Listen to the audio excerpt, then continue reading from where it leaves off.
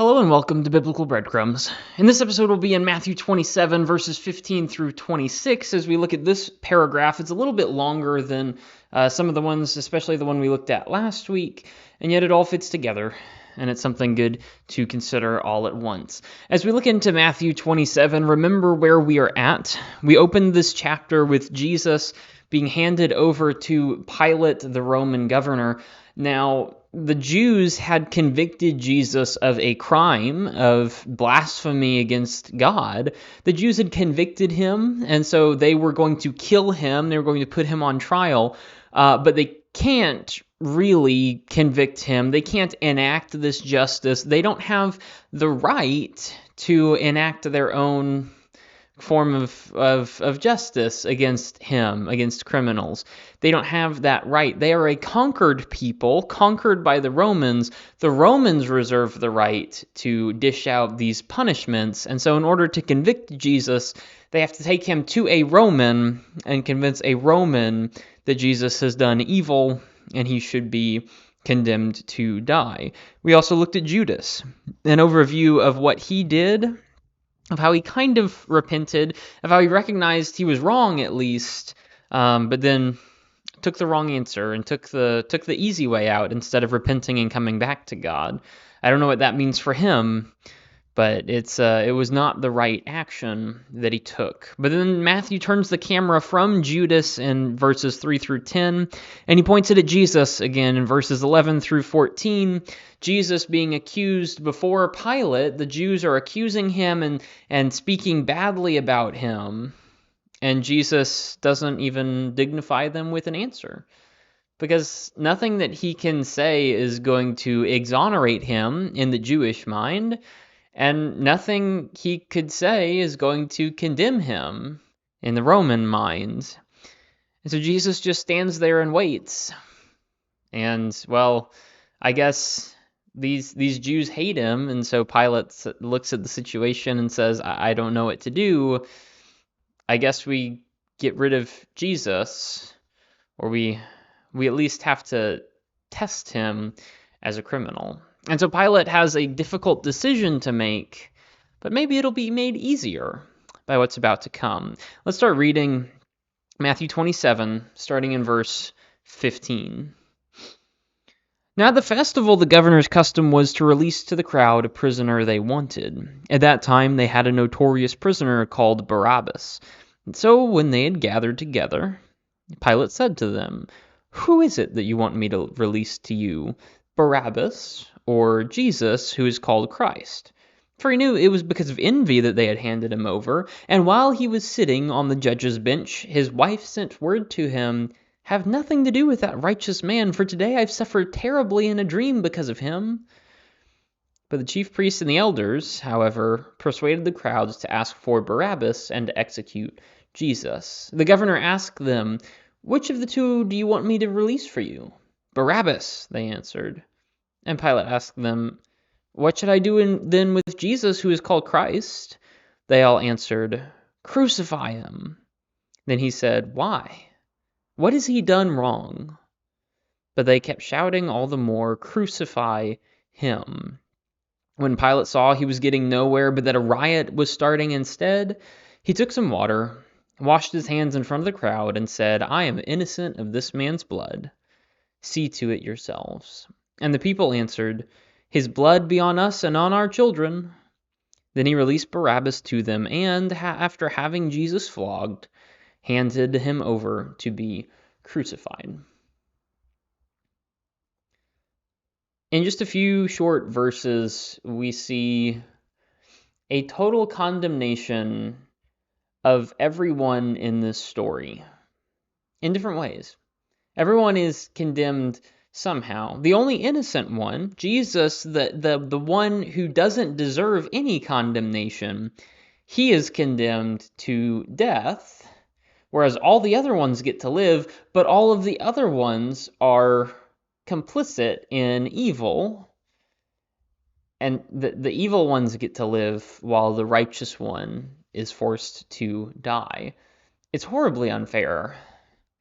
But as followers of Jesus, we can't expect anything different than horrible unfairness from the world around us. So look at what happens. It's the festival, it's Passover, and the Jews are celebrating this feast day. The governor, Pilate, is used to setting someone free, right? It's an act of mercy. Maybe it shows his goodness towards his people, and so it endears him with the Jewish people. Hey, yes, I may condemn you. Yes, I may be the law, but also at certain times of the year, at this festival of Passover representing a freedom from sin, well, why don't I also represent a freedom from prison, right? Let's play on the idea that the Jews have already, and let's set someone free. And then it looks like Pilate's a really nice and merciful guy. Well, that's good, isn't it? And so Pilate says, I'm going to release one guy. This is something he always does, and he uses this as a vehicle because he's going to put Jesus up against this guy called Barabbas, who is a notorious criminal, a notorious prisoner in verse 16. In the Gospel of Luke, Luke details his crimes slightly, not really, but slightly. It says he's a murderer and an insurrectionist, so basically he's a terrorist. And Pilate says, we've got an innocent guy, and then we've got a terrorist. Surely, when faced with the choice, surely when they have to free one person, they know this guy's done only evil. They know Jesus, even if they don't like him, they know Jesus hasn't done anything wrong, or at least not anything that bad. Not as bad as murder, right? Not as bad as doing all those things. For that reason, they'll condemn Barabbas, and Jesus will be freed according to the law, right? Barabbas is free. Barabbas is this bad guy. He's someone that we don't like at all. Barabbas deserves condemnation, and Jesus doesn't, so surely this will set Jesus free. I think I'll try this. And so Pilate goes to actually try this. He sets out, this is his plan. He brings out Barabbas versus Jesus. He asks, who is it you want me to release for you? Barabbas, who they all know, or this Jesus who is called Messiah and Savior, right? Do you want the Savior or the condemner? Do you want the terrorist or the innocent? Do you want the good or the bad? It's not much of a choice, y'all. He knew in verse 18 they only condemned Jesus because they were envious of him. And when you're envious of someone versus when someone has killed friends and family of yours, generally you're going to be more merciful towards one than the other. You'd think so, but that's not actually how it goes.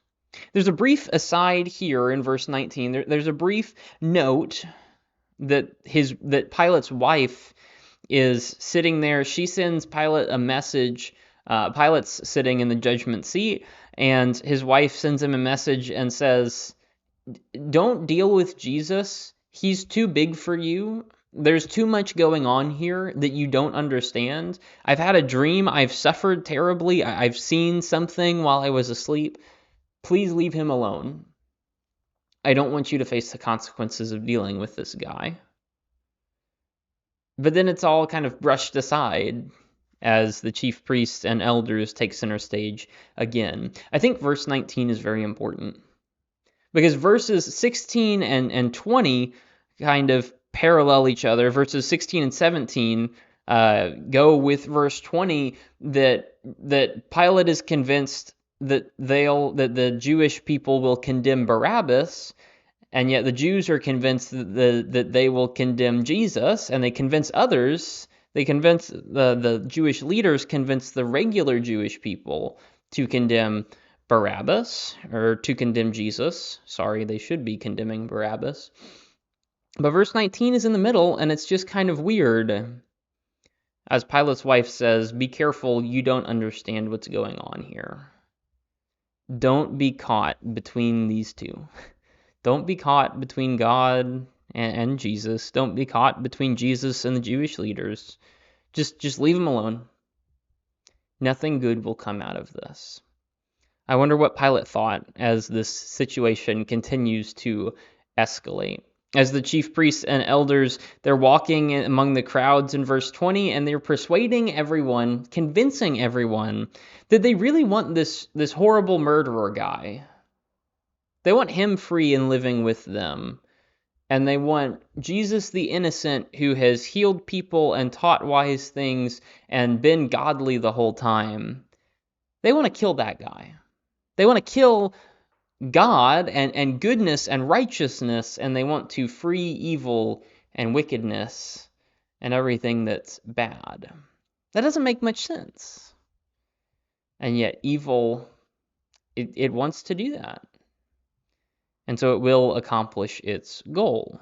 That's the point of evil. It wants to do bad things. It wants to convince other people to do bad things, and it works. When Pilate asks, "Which of the two do you want me to release for you?" they answer, "Barabbas." Barabbas, interestingly enough, and I don't know exactly how God works, but there's a lot of irony in what God does. Barabbas is, if you translate that name, bar is a prefix that means the son of, and Abba is the Hebrew word for father. Barabbas is the son of the father, son of a father anyway. And they want to free that son of the father instead of the son of the father.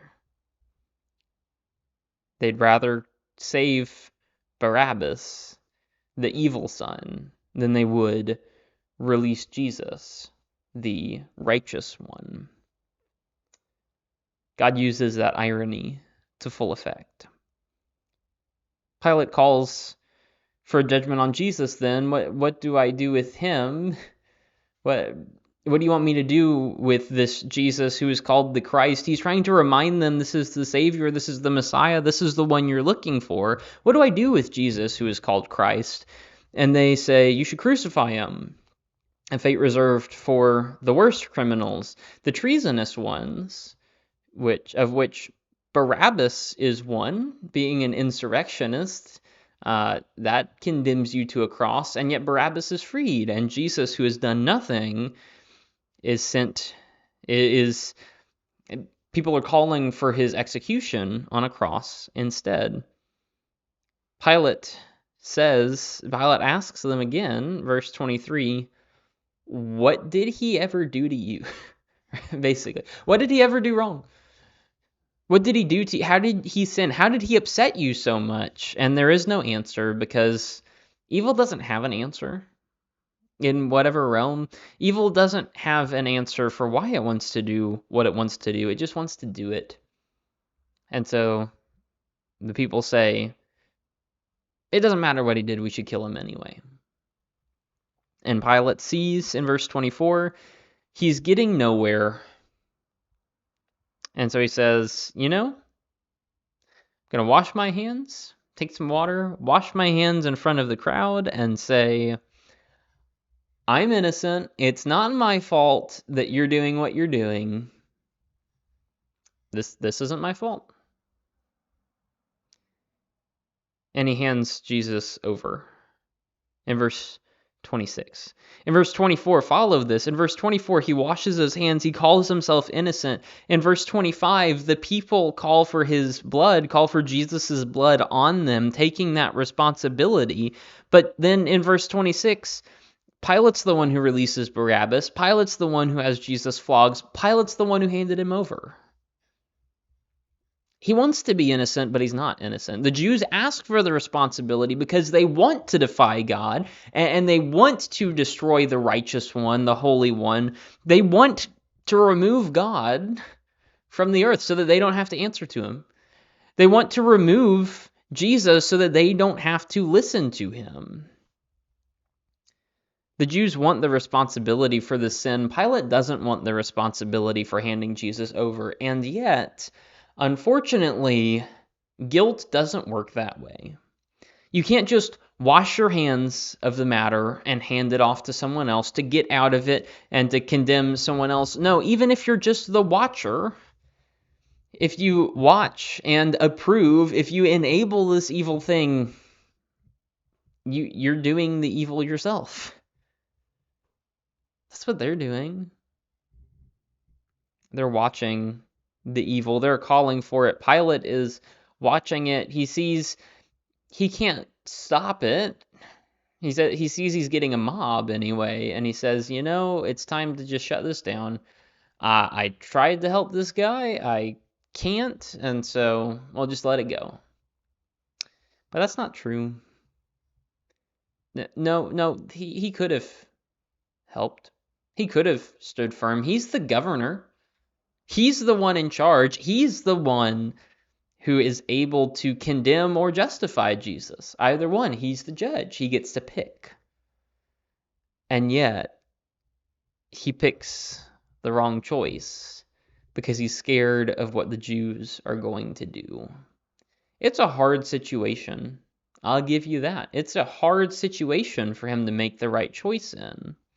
But that doesn't change the fact that he is judged for if he made the right choice or not. And judgment is still rendered to him. Pilate hands Jesus over. That's the end of the story. It doesn't really matter the intention. It doesn't matter the heart behind it. It doesn't matter that he didn't really want to, he chose to. And that's defiance and murder. Both on Pilate's part and on all the people's part. That is saying, Pilate is saying, God is not worth saving. And the people are saying, God is worth killing. It's the same thing. It's slightly different, but it's the same thing. They are all guilty of this murder. Barabbas is guilty of different murders. Jesus is innocent of all. And yet the murderer who's killed other men is freed. And the murderers who are killing God stay free. While the innocent one who's done nothing wrong is himself murdered. Illogical. But more than that, it's unrighteous, unjust, unfair. And this is what Jesus has to suffer for all his people. I believe Jesus knew what was happening, what was going to happen when he was taken. When he goes through the trials and they're all fake. When he goes through and he sees all these people lying about him. When he sees his friends condemn him by just not standing up for him, they're all guilty too. Even if they didn't all deny him as actively as Peter did or as actively as Judas did, none of the rest of the 10, none of the other 10 did anything to help him. They were all like Pilate. They washed their hands of the affair and let things go. But that doesn't make you innocent. What makes you innocent is doing the right thing, which none of them have done, except for Jesus, who's getting killed for it. What do you expect out of doing the right thing? Like, really? What do you expect to get out of doing the right thing, taking the moral high ground, and always choosing to be faithful instead of unfaithful? What do you expect? If Jesus is any indication, you cannot expect to be the safest, to be the most well-off, to be the most provided for on the earth. If Jesus is the indication, what does he get for being righteous?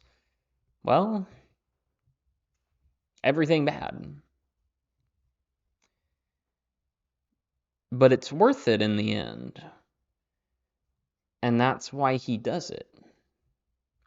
Because the reward at the end is worth the struggle in the moment. The Jewish elders don't see that.